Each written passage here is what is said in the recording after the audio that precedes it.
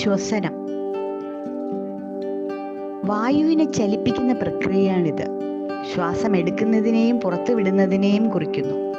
ഈ പ്രക്രിയയിലൂടെ അന്തരീക്ഷത്തിലെ വായു ശ്വാസകോശത്തിലേക്ക് പ്രവേശിക്കുന്നതും ഉപയോഗശേഷം കാർബൺ ഡൈ ഓക്സൈഡ് പുറത്തേക്ക് പോകുന്നതും. ശ്വാസകോശത്തിലെത്തുന്ന വായുവിലുള്ള ഓക്സിജനെ രക്തത്തിലേക്ക് നൽകാനും രക്തത്തിലുള്ള കാർബൺ ഡൈ ഓക്സൈഡിനെ വായുവിലേക്ക് മാറ്റാനും ഈ പ്രക്രിയ സഹായിക്കുന്നു. പ്രധാനമായും കാർബൺ ഡൈ ഓക്സൈഡ് പുറന്തള്ളുന്നു. ശരീരത്തിലെ കോശങ്ങൾ പ്രവർത്തിക്കുമ്പോൾ ഉണ്ടാകുന്ന ഉപോൽപ്പന്നമാണ് കാർബൺ ഡൈ ഓക്സൈഡ്. ശ്വാസം പുറത്തേക്ക് വിടുന്നതിലൂടെ ഇത് പ്രധാനമായും ശരീരത്തിൽ നിന്ന് നീക്കം ചെയ്യപ്പെടുന്നു.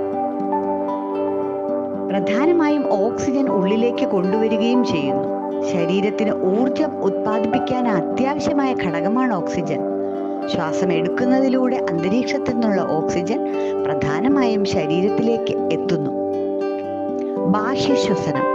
ഉൾശ്വാസം, വാതക വിനിമയം, നിശ്വാസം. ഉൾശ്വാസത്തിൽ ഡയഫ്രം സങ്കോചിക്കുകയും നെഞ്ച് വികസിക്കുകയും ചെയ്യുന്നു. ശ്വാസകോശത്തിലെ സമ്മർദ്ദം കുറയുകയും വായു ശ്വാസകോശങ്ങളിൽ പ്രവേശിക്കുകയും ചെയ്യുന്നു. വാതക വിനിമയം.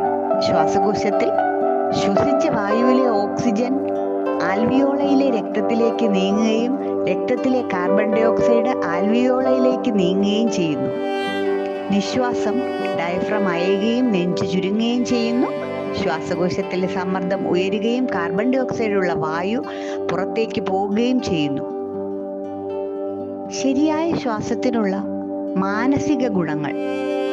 ചിന്താജനിതമായ ഉത്കണ്ഠയും സമ്മർദ്ദവും കുറയുന്നു. ഏകാഗ്രതയും ശ്രദ്ധയും മെച്ചപ്പെടുന്നു. നല്ല ഉറക്കവും ലഭിക്കുന്നു. ശരിയായ ശ്വാസത്തിനുള്ള ശാരീരിക ഗുണങ്ങൾ. ഊർജ്ജനില വർദ്ധിക്കുകയും ശ്വാസകോശ പ്രവർത്തനം മെച്ചപ്പെടുകയും ചെയ്യുന്നു. മാംസപേശികളിലെ സമ്മർദ്ദം കുറയുകയും രക്തസഞ്ചാരം മെച്ചപ്പെടുത്തുകയും ചെയ്യുന്നു. പ്രതിരോധ ശേഷി ശക്തമാകുകയും കായിക പ്രകടനം മെച്ചപ്പെടുത്തുകയും ചെയ്യുന്നു. ഉൾശ്വാസം. ശ്വാസം അകത്തേക്ക് എടുക്കൽ, അതായത് ഇൻഹലേഷൻ എന്നത് ശ്വാസോച്ഛ്വാസ പ്രക്രിയയിലെ സജീവ ഘട്ടമാണ്. ഈ ഘട്ടത്തിൽ വായു ശ്വാസകോശങ്ങളിലെ ഉള്ളിലേക്ക് ആകർഷിക്കപ്പെടുന്നു.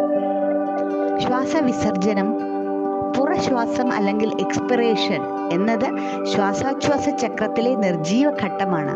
ഈ ഘട്ടത്തിൽ ശ്വാസകോശങ്ങളിൽ നിന്നുള്ള വായു പുറത്തേക്ക് തള്ളപ്പെടുന്നു. രക്തചംക്രമണം എന്നാൽ ശരീരത്തിലുടനീളം രക്തം സഞ്ചരിക്കുന്ന പ്രക്രിയയുമാണ്. ഇത് ഓക്സിജനും പോഷകങ്ങളും വിതരണം ചെയ്യുകയും മാലിന്യങ്ങൾ നീക്കം ചെയ്യുകയും ചെയ്യുന്നു. ശ്വാസരക്തചക്രം, ജീവന്റെ ചേർന്നോടുന്ന താളം. കാര്യക്ഷമമായ വാതക വിനിമയം, ഓക്സിജൻ സമ്പുഷ്ടമായ രക്തവിതരണം, കാർബൺ ഡൈ ഓക്സൈഡ് നീക്കം ചെയ്യൽ, രക്തപ്രവാഹത്തിലുള്ള സ്വാധീനം, പരസ്പരം ആശ്രയം, ഇവയെല്ലാം ശ്വാസവും രക്തവും തമ്മിലുള്ള ബന്ധത്തെ സൂചിപ്പിക്കുന്നു. ധ്യാനവും ശ്വാസവും. ശരിയായ ശ്വാസത്തെ പ്രോത്സാഹിപ്പിക്കുന്നു.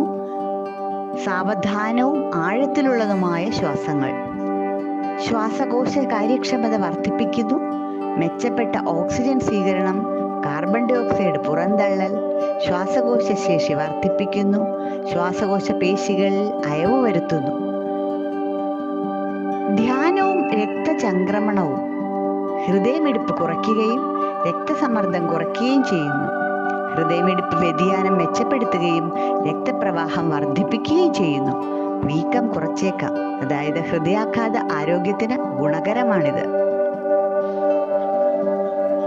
ധ്യാനം, ശ്വാസം, രക്തയോട്ടം, ആരോഗ്യമുള്ള ഒരു ആയാസയാത്ര. ധ്യാനം, ശ്വാസം, രക്തചംക്രമണം എന്നിവ പരസ്പരം ബന്ധപ്പെട്ടിരിക്കുന്നു. ധ്യാനം ശരിയായ ശ്വസന രീതികളെ പ്രോത്സാഹിപ്പിക്കുകയും സാവധാനത്തിലുള്ളതും ആഴത്തിലുള്ളതുമായ ശ്വാസം എടുക്കുന്നത് ഹൃദയമിടിപ്പ്, രക്തസമ്മർദ്ദം എന്നിവ കുറയ്ക്കുകയും രക്തയോട്ടം സുഗമമാക്കുകയും ചെയ്യുന്നു. ധ്യാനത്തിലൂടെ ഉണ്ടാകുന്ന മാനസിക ശാന്തതയും പിരിമുറുക്കം കുറയുന്നതും രക്തക്കുഴലുകൾ വികസിക്കാൻ സഹായിക്കുകയും ദീർഘകാല അടിസ്ഥാനത്തിൽ ഹൃദയ ആരോഗ്യത്തിന് ഗുണം ചെയ്യുകയും ചെയ്യുന്നു. ഈ 3 ഘടകങ്ങളും ഒരുമിച്ച് ശരീരത്തിന്റെ മൊത്തത്തിലുള്ള ആരോഗ്യത്തിനും മാനസിക അവസ്ഥയ്ക്കും മെച്ചപ്പെട്ട ഫലങ്ങൾ നൽകുന്നു.